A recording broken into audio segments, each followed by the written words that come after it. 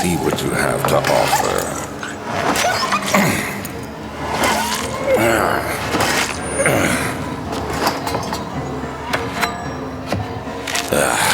What a mess. I should have sharpened the saw, but I can sense it. It's definitely there.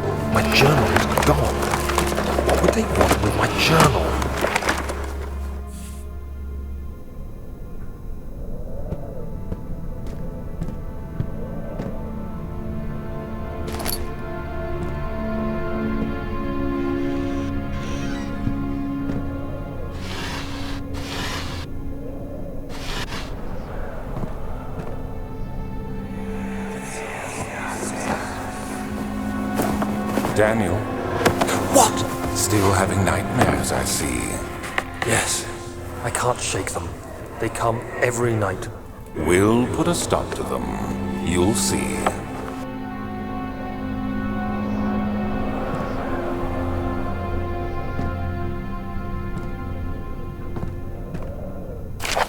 July 1839. I received a letter today from the Algerian governor's office disclosing the fate of Herbert's expedition. About a week after my departure, Abdullah, one of the men traveling with us, returned from the desert. He was badly injured, as if maimed by a lion. The man rambled deliriously about the expedition being attacked by something horrible. The French quickly dispatched a search party to look for the expedition. After searching for days, they found the camp abandoned without any trace of Herbert or his men. Tomorrow, I'll retrieve the things they recovered from Herbert's tent at the customs house. I don't know what to make of it, but I'm worried for him.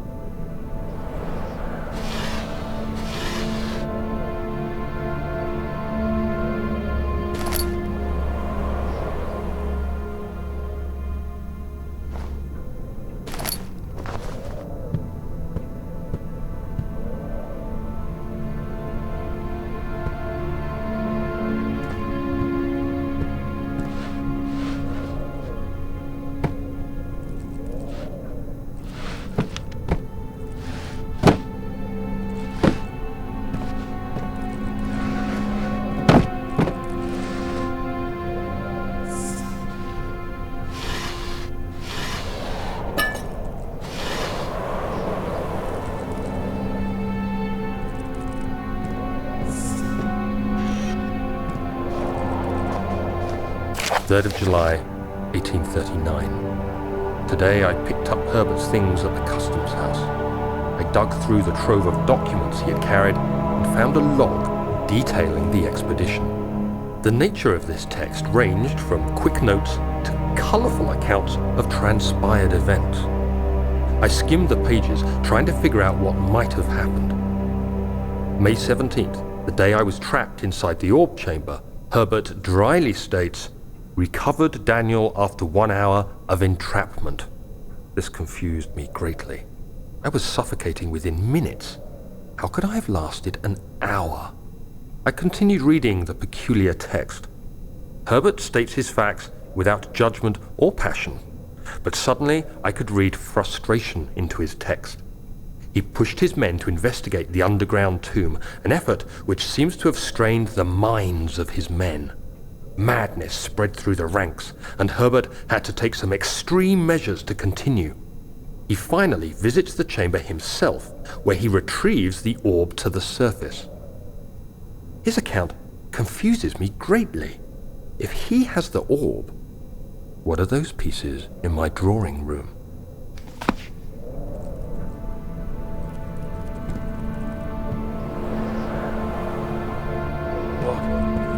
What is this place?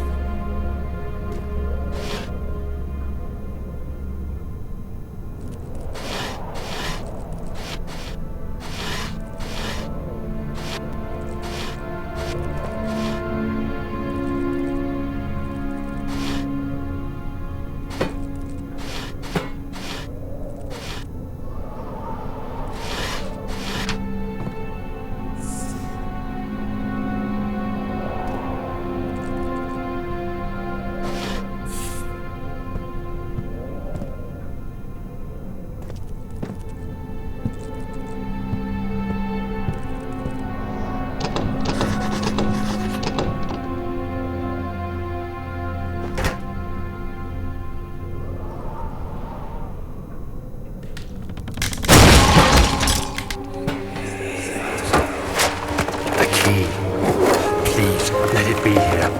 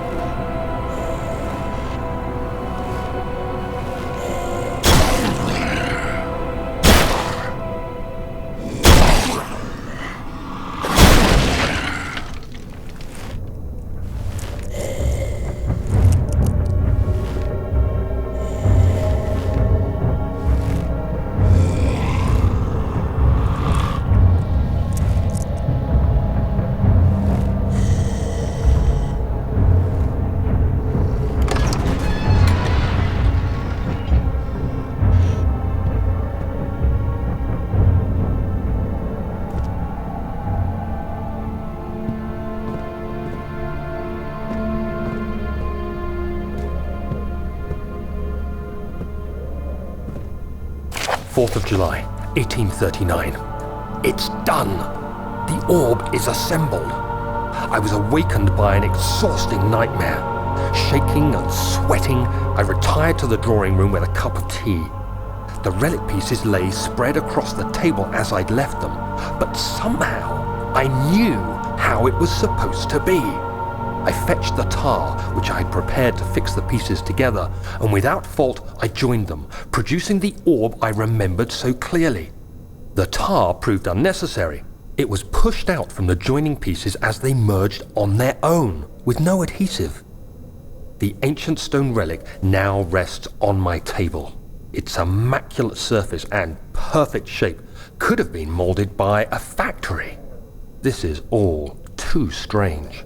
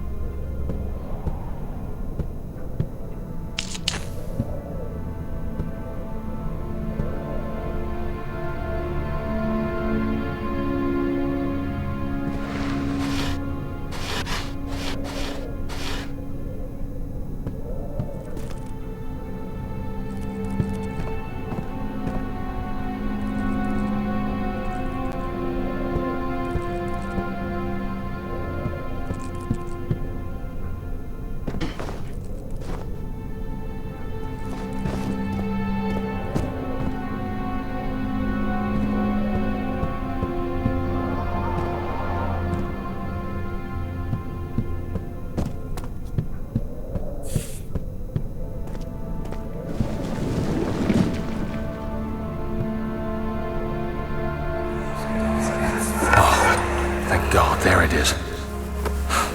I guess it is a good place to hide it then.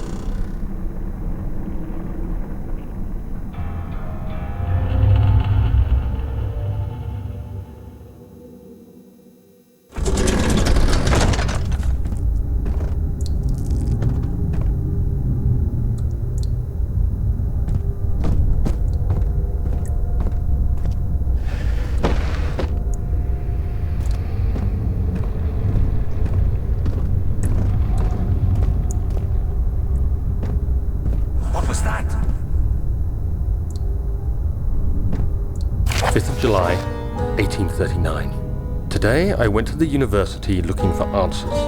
I was able to sneak into Herbert's office and pick up an address book along with some relevant textbooks.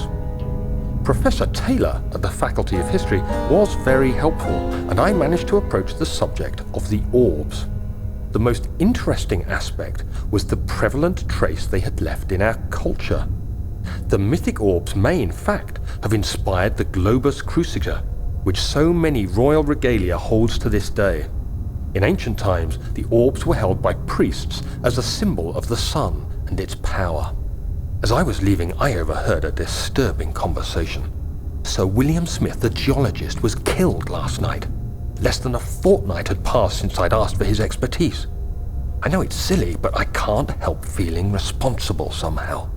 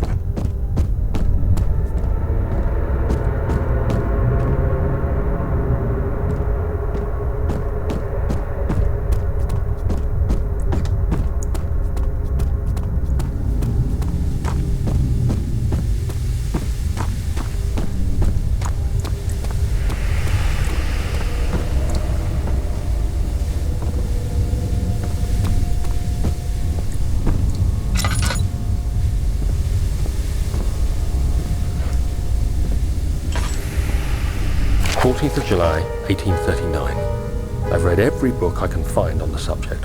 While rich in legend and hearsay, my knowledge is lack for the insight I crave. I've sent letters to many in Herbert's address book and received answers of varying importance. Today, I got one which differed greatly from the others. From a baron in Prussia. He said nothing about the quaint stories of priests in underground temples. He didn't even mention them. He simply wrote, "I know. I can protect you. Come to Brennenburg Castle." Signed, Alexander. What am I to make of this? Protect me from what? Is someone after me? I looked up Brennenburg and traced it to the Prussian woods near the Baltic Sea. While being the least informative letter I've received, it causes me greatest distress and interest. As I write, my thoughts are drawn to my nightmares in which a most disturbing sound calls to me. A sound defying description. A voice from the void. The last few weeks have been awful, with so many sleepless nights dreading a repeat of those horrid dreams. Tomorrow, I shall visit my physician, Dr. Tate, in hope that he can provide me with sedatives to help me sleep.